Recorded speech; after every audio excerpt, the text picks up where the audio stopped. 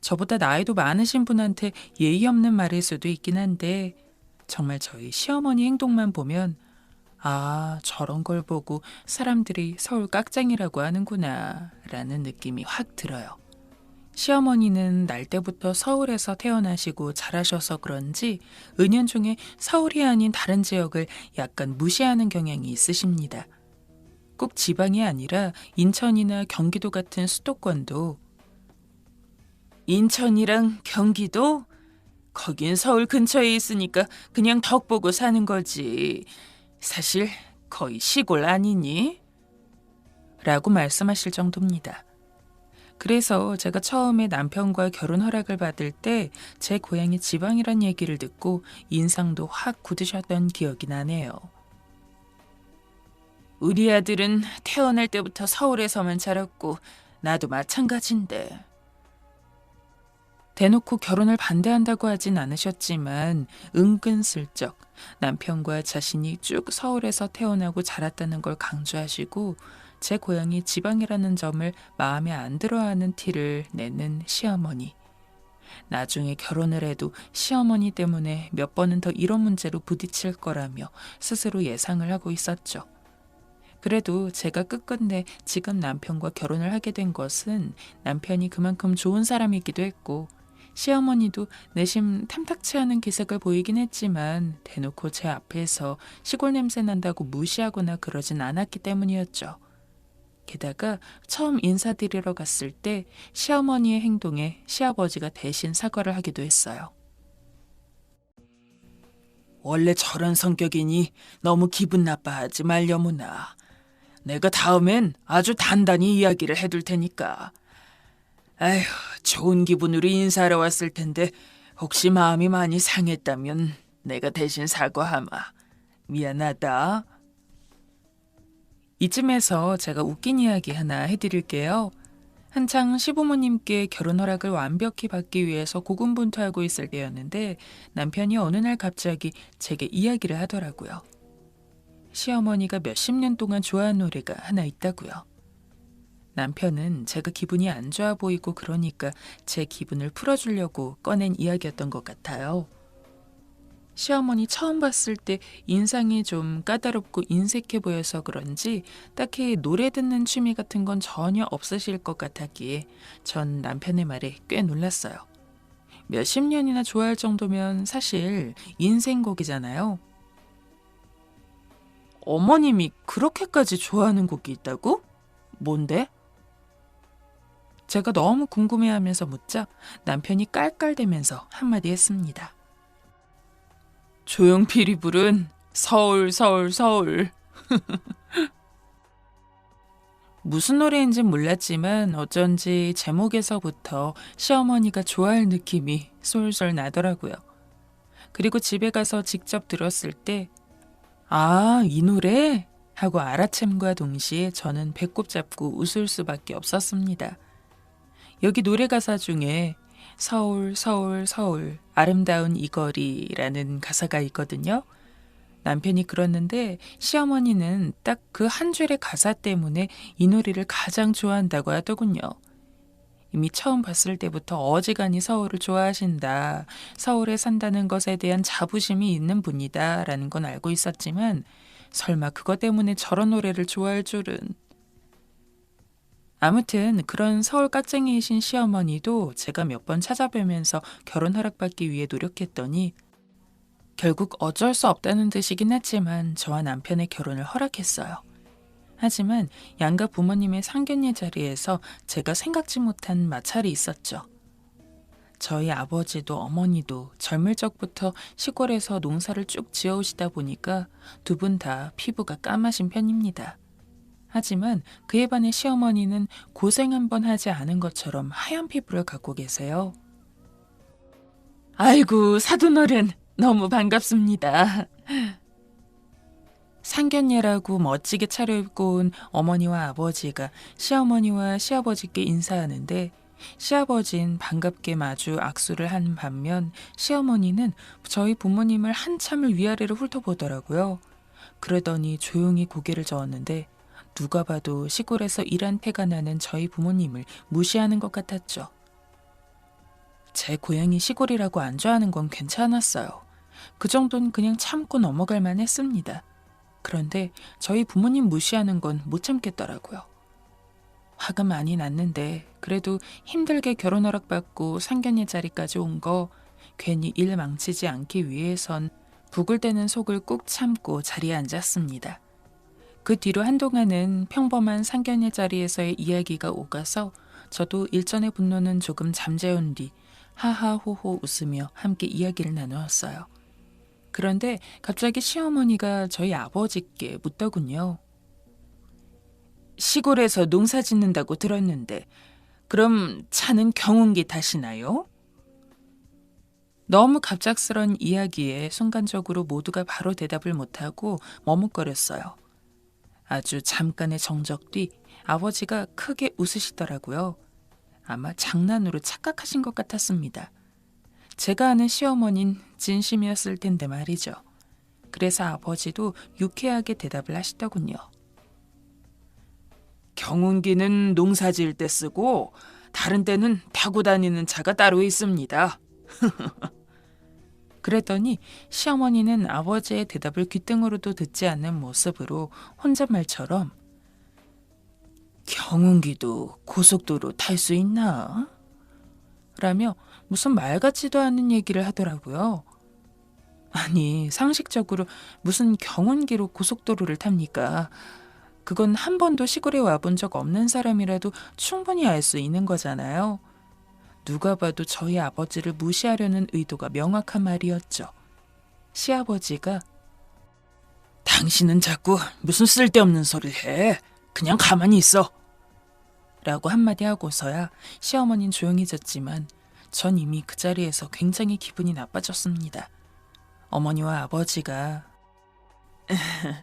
시골에 안 와보셨으면 모르셨을 수도 있죠. 하고 웃는 모습을 보니 더 마음 아팠죠.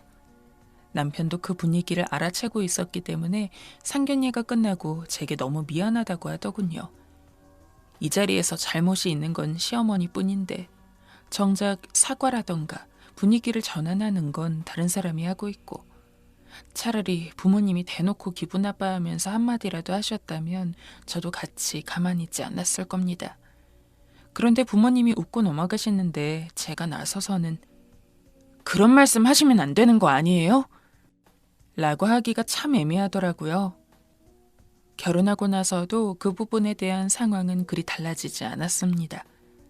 한 가지 기억이 나는 상황이 있어요. 아무래도 시골에서 농사 짓는 게 주된 일이다 보니까 부모님은 절 보러 자주 서울에 올라오지 못했어요. 그러다가 무슨 일인진 몰라도 서울에 아버지가 볼 일이 있어서 혼자 며칠 정도 서울로 올라오신다 하더라고요. 우리 딸, 아빠가 오랜만에 맛있는 저녁 사줄 테니까 연락하면 나와라. 결혼하고 약 1년 정도 됐을 때였는데 그때까지도 명절을 제외하고는 부모님 얼굴 한번 제대로 보지 못한 상황이었던지라 어머니를 만나지 못하는 건 아쉬웠지만 그래도 아버지를 서울에서 볼 수 있었던 것만으로도 기뻐서 전 알겠다고 하고 남편에게 아버지가 올라온다는 얘기를 했습니다. 나 주말에 아버지랑 저녁 좀 먹고 돌아올게. 장인어른 서울 오신대? 좋겠네. 여보, 잘 다녀와. 그런데 남편이 그 이야기를 시부모님께 했나 봅니다. 물론 당연히 얘기하는 게 잘못됐다는 건 아니에요.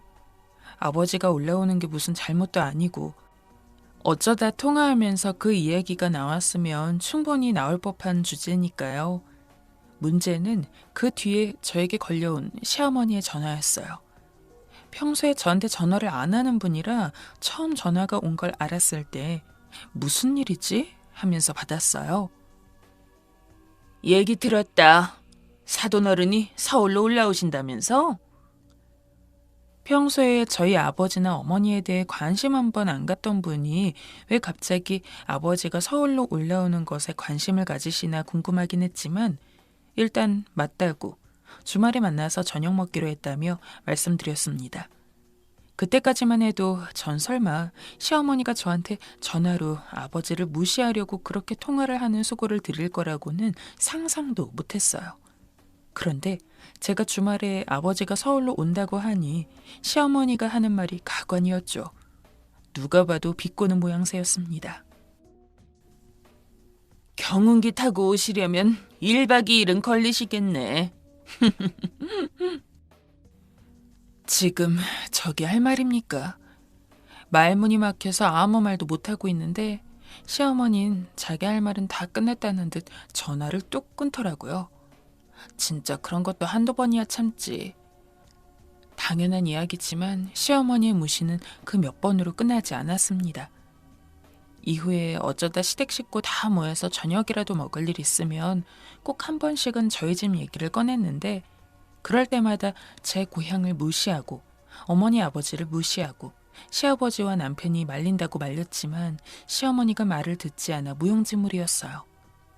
전 그럴 때마다 자리 분위기 깨기 싫어서 억지로 웃고 했지만 정말 속이 말이 아니었습니다. 열심히 일하는 사람 무시해도 나쁜 건데 저는 시어머니요 며느리잖아요. 어찌됐든 이젠 한 가족이 된 사이인데 대체 가족이 된 저희 부모님을 무시하고 제 고향을 무시해서 시어머니가 얻을 게 뭐가 있다고 그렇게까지 악착같이 구시는지 저로서는 알 수가 없었어요. 저희 시어머니는 저희 부모님이 농사 짓는다는 말에 그냥 소소하게 밭 갈고 그런 것만 생각하시는 모양인 것 같은데 물론 그렇다고 하더라도 시어머니가 저희 부모님을 무시할 이유는 하등 없습니다. 하지만 더 기분이 나빴던 건 저희 부모님이 시어머니가 생각하시는 일반적인 농사꾼이 아니라는 점이었어요. 저희 부모님이 워낙 검소하시고 아껴서 사는 게 습관이 되어서 그렇지 저희 조부모님이 물려주신 땅들도 몇천 평이고 시골에서 살곤 있지만 저희 부모님 명의 건물도 여러 채 있습니다. 당연히 농사 규모도 장난 아니고요. 과수원도 따로 갖고 계시는데 이 과수원에서 일하는 노동자만 20명이 넘거든요. 저희 고향 가면 저희 부모님 모르는 사람들이 한 명도 없어요. 정말 거짓말 조금 못해서 그 근처 일대 땅이 전부 저희 부모님 거였으니까요. 그런데 시어머니는 그저 저희 부모님이 농사 짓는다는 이유 하나만으로 마음대로 저희 부모님이 가난하고 거름때나 묻은 그런 일반적인 농사꾼이라고 단정 지으신 건데 딸인 제 입장에서 그게 기분이 안 나쁠 수가 없어요.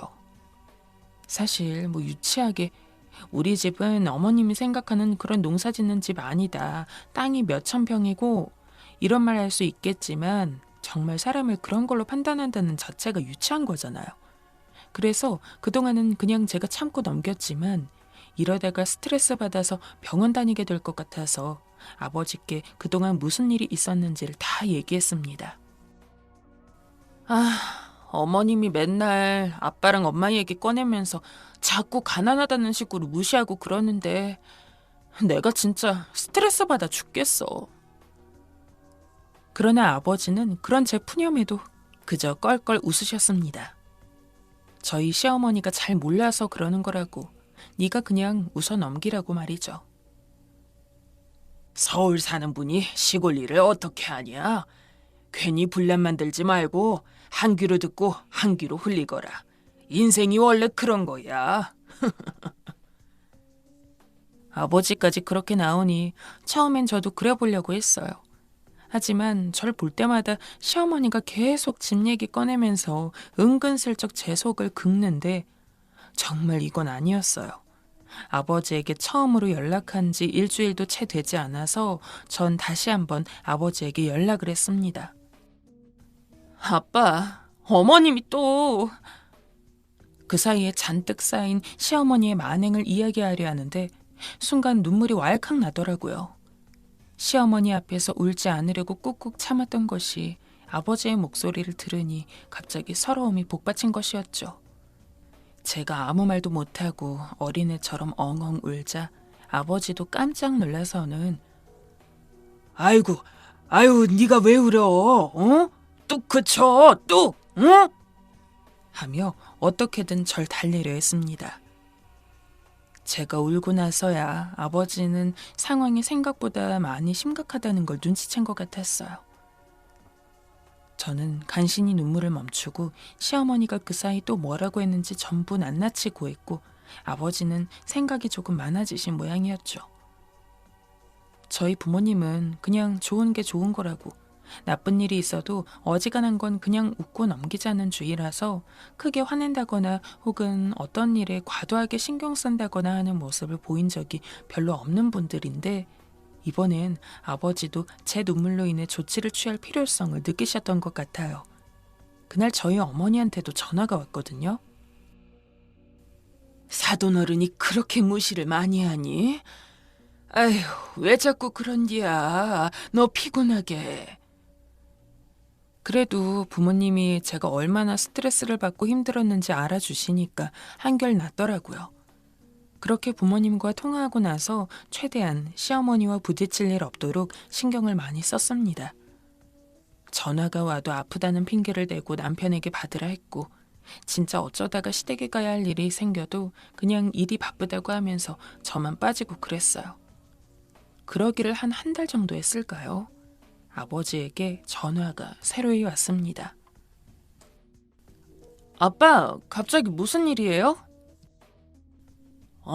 다름이 아니라 이번에 휴일이 길잖니. 그러니까 네 남편이랑 네 시부모 데리고 여기 한번 놀러와라. 아빠가 그때까지 준비 다 해놓을 테니까. 시어머니께 이 사실을 얘기하면 분명 또 한 번 비꼬는 소리가 들려오겠지만, 저는 내심 아버지의 이야기에 저희가 갖고 있는 땅이며 그런 것들이 얼마나 많은지를 시어머니께 제대로 보여주고 싶긴 했어요. 그래서 마음 단단히 먹고 시어머니에게, 아버지한테 아까 전화 왔는데 이번에 아버님이랑 어머님 모시고서 한번 놀러 오라고 하시더라고요. 같이 가시는 거 어때요? 라고 의중을 여쭤봤습니다. 시아버지는, 안 그래도 한 번쯤 가보고 싶었는데 먼저 초대해 주시면 우리야 고맙지. 라고 좋아하셨고, 시어머니는 역시나 예상대로 인상을 조금 찌푸렸지만 그래도 시아버지가 좋다고 하니 별다른 말 없이 알겠다고 하셨습니다. 그때부터 저는 시부모님과 남편과 함께 저희 집 고향을 갈 때까지 진짜 온 신경을 곤두세우며 있었어요. 아버지가 준비를 다 해놓는다고 했는데 대체 무슨 준비를 해놓으신 건지 궁금하기도 하고, 한편으론 거기까지 가서 또 시어머니가 저희 부모님과 고향을 무시하는 이야기들을 하면 어떻게 해야 하나 싶기도 하고, 그렇게 두근거리는 마음으로 며칠을 보내니 금세 시부모님과 함께 고향을 찾아갈 날이 왔습니다. 저희는 기차 타고서 내려갔는데 여기 도착하니까 아버지가 저희를 데리러 왔더라고요. 그런데 문제는 그게 아니었습니다. 저희 아버지가 시골에서 일하는 분이다 보니까 평소에 트럭을 많이 끌고 다니세요. 그래서 저는 당연히 트럭을 끌고 오셨겠구나 하면서 아버지를 따라 주차장 쪽에 갔는데, 아버지가 가지고 온 차는 트럭이 아니었습니다. 저도 난생 처음 보는 새 차가 앞에 서더라고요. 저는 개인적으로 차 종류를 잘 몰라서 그냥 아버지가 갑자기 왜 새로운 차를 사셨지? 하고 혼자 궁금해했어요. 그런데 저와 다르게 차를 좋아하고 또 잘 아는 남편이 아버지 차를 보고 호들갑을 떨더라고요. 여보, 저거 한 대에 4억이 넘는 차야. 차 한 대가 4억이라니. 그 말에 저도 깜짝 놀랄 수밖에 없더라고요. 아버지 형편에 그런 차 몇 대 사는 거 어렵지 않은 건 아는데 대체 그동안 없던 차가 왜 그 사이에 갑자기 생겨났는지. 남편의 말소리에 시어머니도 깜짝 놀랐는지 휘둥그레한 눈으로 차를 쳐다보시는데, 그 모습을 보고 나서야 아버지가 준비했다는 게 뭔지 좀 알겠더라고요. 게다가 아버지는 그날 입고 온 옷도 엄청 깔끔하고 오히려 상견례 때보다 더 멋지게 차려입으셨는데, 그 옷은 제가 일 다니면서 돈 많이 모았을 때 부모님께 선물로 드렸던 명품 옷이었습니다. 백화점에서 제일 비싼 것들을 산 거라 위아래 다 합치면 몇백은 우습지도 않게 넘겼어요. 그래서 전 일부러 시어머니 앞에서 이렇게 이야기했습니다. 아빠, 그거 제가 사준 500만 원짜리 옷이네요. 예쁘긴 한데 확실히 좀 아쉽긴 하다. 더 비싼 걸 사드렸어야 하는데. 지금 생각하면 참 부끄러울 정도로 유치하게 굴었네요. 그렇지만 시어머니 기를 죽이기 위해서 어쩔 수가 없었어요. 그때는 제 말이 부끄러운지도 몰랐죠. 일단 아버지도 그런 제 의중을 눈치챘는지 허허 웃으면서 옷이 저렴하긴 해도 우리 딸이 사준 건데 이 세상 그 어떤 옷보다 비싸지 암. 그럼. 이라면서 맞장구를 쳐주셨어요. 슬쩍 시어머니를 보니까 안색이 안 좋은 게 정말 꽃이다 싶더군요. 어찌나 부녀가 손발이 잘 맞는지 지금 생각하면 정말 웃기는 장면인 것 같아요. 물론 이 정도로 끝날 거였으면 아예 시어머니를 모시고 여기까지 오지도 않았을 겁니다. 아버지 차 타고 가면서 아버지가 미리 잡아놓은 식당으로 향하는 길에 제가 군데군데 손가락으로 바깥을 가리키면서 여기부터 저기까지가 다 저희 부모님 땅이에요. 저쪽은 저희 부모님이 운영하시는 과수원 중에 하나인데 보이세요? 라며 땅 자랑을 막 했습니다. 시어머니는 아무 말도 못하고 입을 꼭 다물고 있고 시아버지만 대단하다면서 저희 부모님을 추켜 세우셨죠. 식당도 그냥 식당이 아니었습니다. 꽤 멀리까지 운전하고 가길래 아버지가 어디로 예약을 잡아놨나 했는데 한 끼에 몇십만 원씩 하는 식당을 예약했더라고요. 그 자리에서도 아버지는 괜히 거기서 하지 않아도 될 말을 하면서 저희 집이 부자임을 어필했습니다. 그것도 유치하게 그냥 대놓고요. 그러고 보니 작년 농사 매출이 30억이 조금 넘었는데 직원들 월급 챙겨주고 뭐하고 하다 보니 지금 남은 돈이 절반밖에 없어. 저쪽 부근에 땅 갖고 있는 사람이 땅을 내놨는데 어제 3억에 전부 매입을 해선 이제 거기다가도 농사를 지을 예정이야. 그런 이야기 나눌 때 시어머니 표정이 어땠는지 도저히 글로는 표현할 수가 없네요. 그 오묘한 표정은 정말 직접 봐야 하는데 요즘 이런 상황을 보고 사이다 마셨다고 하잖아요. 저 그날 정말 사이다 한 3리터는 벌컥벌컥 들이마신 기분이었습니다. 기분 좋게 식사 마치고 나와서 아버지가 갖고 있는 논과 과수원을 구경시켜준다면서 또 차를 몰고 간 뒤 내렸는데 저희가 가지고 있는 땅이 워낙 많고 넓다 보니까 시어머니는 물론이고 시아버지가 지쳐서 헥헥거릴 정도였어요. 게다가 아버지가 평소 쓰시는 경운기랑 트랙터 같은 것들도 쫙 보여주셨는데 평소에는 그냥 흙도 묻어있고 엉망진창으로 대충 놓여있던 게 아버지가 시부모님 온다고 신경 쓰셨는지 무슨 새 기구처럼 삐까번쩍하게 닦아놔서는 오와 열을 맞춰 늘어져 있더라고요. 정말 저희 아버지지만 너무 귀여우셨어요. 다 셈하기도 힘들 만큼 쫙 늘어져 있는 기구들을 보면서 저희 시댁 식구들이 다 입을 떡 벌리면서 쳐다보고 있는데 저희 아버지는 거기에 쐐기를 박았습니다. 저 기계 한 대당 1억은 넘어요. 작아 보이는데 엄청나죠? 서울에서 굴러다니는 어지간한 차들보다는 비싸서 잘 다뤄야 해요. 시아버지는 저희 아버지 보고 부자다 성공하셨네 하면서 신기해하고 있고 시어머니는 그때 가니까 고개를 못 들고 있더라고요. 아마 본인이 그동안 제게 무슨 이야기들을 했는지 다 기억나는 것 같았습니다. 누가 봐도 창피해하는 모습에 저는 시어머니를 못 본 척하며 시아버지와 남편을 보고 웃었어요. 게다가 멀리까지 온 만큼 남편과 시부모님 모두 저희 시골집에서 하룻밤 자고 갔거든요. 그런데 저희 집은 집조차도 그냥 일반 시골집이랑은 달랐어요. 아버지가 예전부터 2층 집에 대한 로망이 있으셔서 엄청 유명한 건축가를 불러서는 원래 살던 집을 아예 개조해서 평수도 더 크게 만들고 층까지 올려 엄청 멋지게 지어놨는데 정말 잡지에 나올 법한 그런 집이거든요. 그래서 예전에 한번 무슨 공중파 드라마 쪽에서 연락이 온 적도 있었어요. 저희 부모님이 사는 집을 촬영 장소로 사용하면 안 되겠냐고요. 전 당연히 그런 이야기도 막 자랑했습니다. 부모님이 계속 살고 계시는 집이라 그렇지 만약 그렇지 않았으면 저희 부모님 집 드라마에도 나왔을걸요? 사실 촬영 장소로 준다고 해도 매일같이 있는 것도 아닌데다가 설사 그렇다고 해도 저희 부모님 다른 집도 많으셔서 거기서 그냥 살면 되긴 하는데 아버지가 워낙 이 집에 대한 애착이 많으셔서 그냥 거절했어요.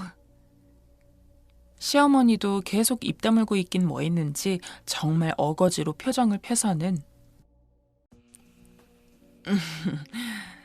그래, 집이 참 좋아 보이는구나 라고 하는데 그때 표정도 정말 그냥 똥 씹은 표정 있죠? 딱 그거였어요.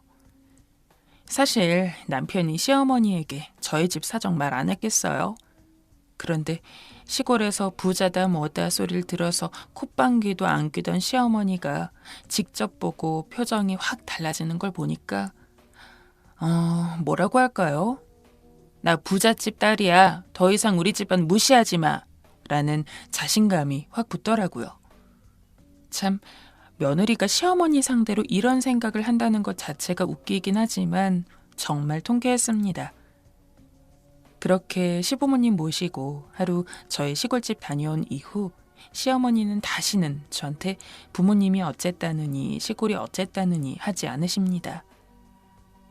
와, 진짜 속이 너무 시원하고 저희 집 가난하고 못 사는 줄 알고 무시하던 시어머니를 이렇게라도 누를 수 있어서 너무너무 기분이 좋아요.